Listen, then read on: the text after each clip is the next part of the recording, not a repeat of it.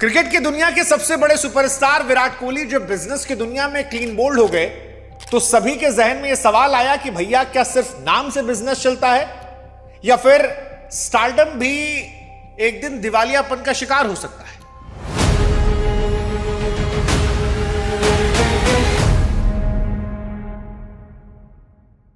क्योंकि वो विराट कोहली जो करोड़ों रुपए हर ब्रांड से लेते हैं, उनके ब्रांड 18 को लेकर यह आरोप लगा कि 2 करोड़ रुपए किराया नहीं चुका पाए। अब क्रिकेट की पिच पर Virat Kohli super duper hit है, लेकिन बेंगलुरु के उनके 18 रेस्टोरेंट में उनकी इनिंग लड़खड़ाई या कहे क्लीन बोल्ड हो गई तो सभी के जहन में सवाल चल रहा था कि ऐसा क्या हो गया कि विराट की जर्सी पर 18 जो सुपर हिट है वो रेस्टोरेंट की दुनिया में आकर फ्लॉप हो गया। क्योंकि इस रेस्टोरेंट में भी कभी एंट्री मिलना मुश्किल था या कहें कि कभी एंट्री अपने आप में एक स्टेटस थी, लेकिन आज कोर्ट के ताले लगे हैं। क्या यह सिर्फ एक फेल बिजनेस है या फिर उस सोच की हार है जहां बड़ा नाम देखकर हम भरोसा कर लेते हैं और काम के मामले में सब झंडू बाम कर देते हैं। क्योंकि विराट के रेस्टोरेंट को लेकर आरोप लगा कि वहां भीड़ कम हो गई थी, नियम टूट रहे थे, खर्चा बढ़ रहा था और फिर विराट ने भी अपने आप को पीछे कर लिया। कोर्ट ने यहां पर ताला लगा दिया। लेकिन अब सवाल यही है कि वो विराट जो क्रिकेट की पिच पर अकेले मैच जिता लेते हैं, क्या यहां रेस्टोरेंट पर भी उन्हीं पर जिम्मेदारी थी? आज की कहानी सिर्फ एक रेस्टोरेंट के बंद होने की नहीं है, बल्कि उस भ्रम के टूटने की भी है जिसे हम ब्रांड वैल्यू कहते हैं और जिसके पीछे छिपी सच्चाई को हम अक्सर देखना नहीं चाहते। नमस्कार, मैं हूं शुभांकर और आज की कहानी है विराट कोहली के धंधे को लेकर। क्योंकि विराट कोहली का 18 रेस्टोरेंट फिलहाल बेंगलुरु में बंद हो गया है। कोर्ट ने ताला लगवा दिया है। विराट कोहली ने कहा है कि मेरा अब इस रेस्टोरेंट से कोई लेना देना नहीं है।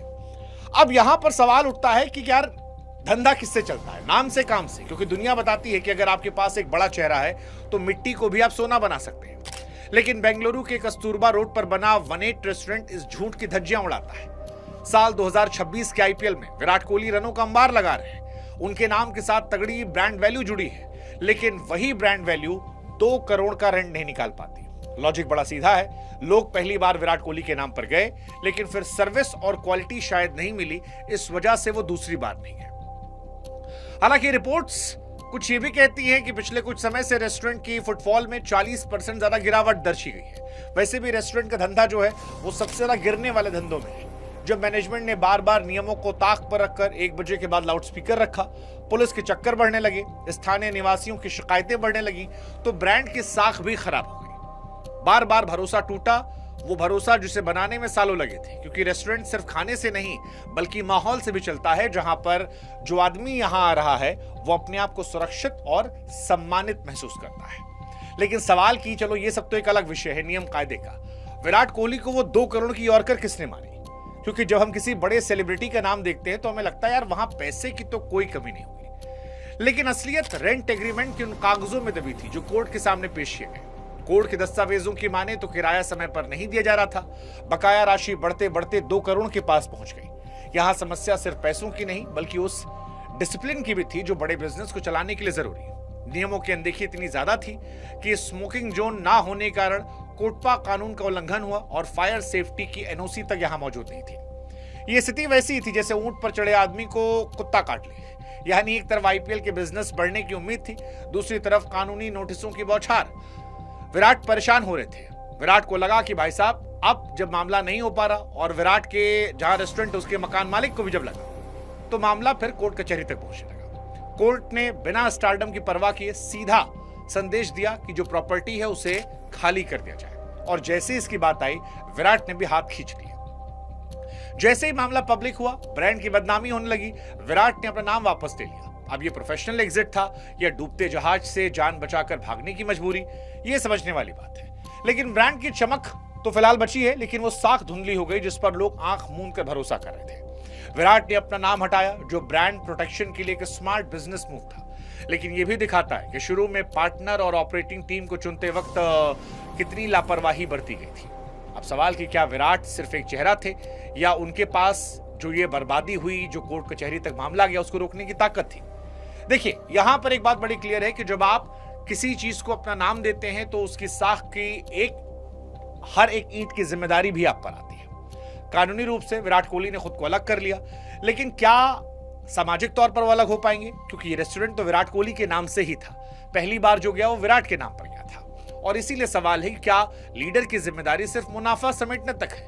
क्योंकि जब जहाज डूब रहा था, कर्मचारी बेबस थे, तब विराट का मैदान छोड़ना उनके ब्रांड की उस मजबूती पर भी सवाल खड़ा करता है जिसे बनाने में उन्होंने खुद सालों खर्च किए थे।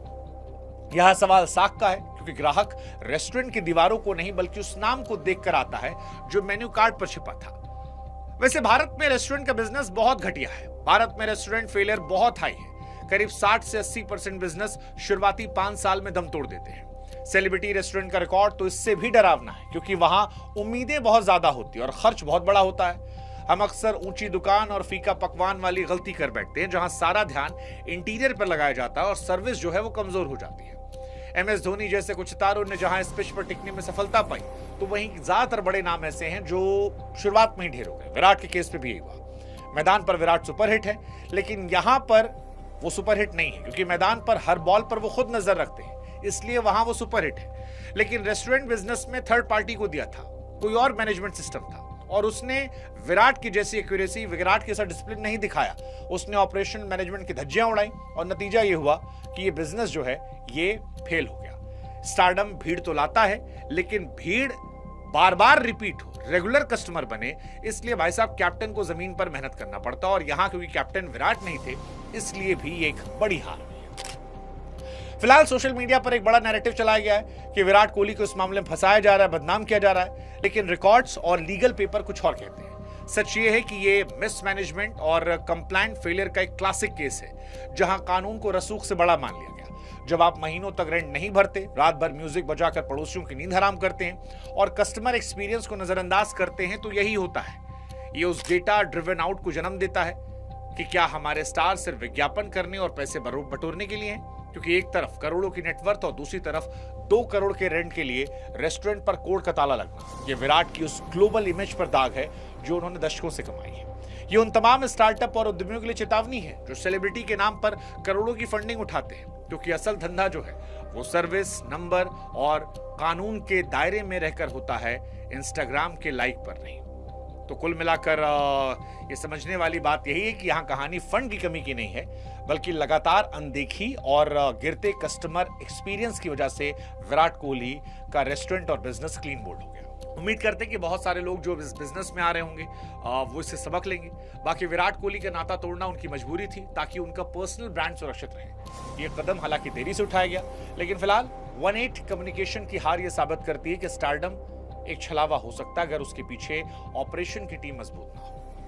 तो कुल मिलाकर बिजनेस में नाम मदद जरूर करता है लेकिन असली कैप्टेंसी और हर रसीद की मॉनिटरिंग आपको खुद तय करनी पड़ती है, क्योंकि कोर्ट की पिच पर कोई अंपायर आपको नॉट आउट नहीं देगा अगर आपके पास रेंट की रसीद नहीं है और नियमों की डायरी खाली है। ये कहानी थी विराट कोहली के बिजनेस में क्लीन बोल्ड होने।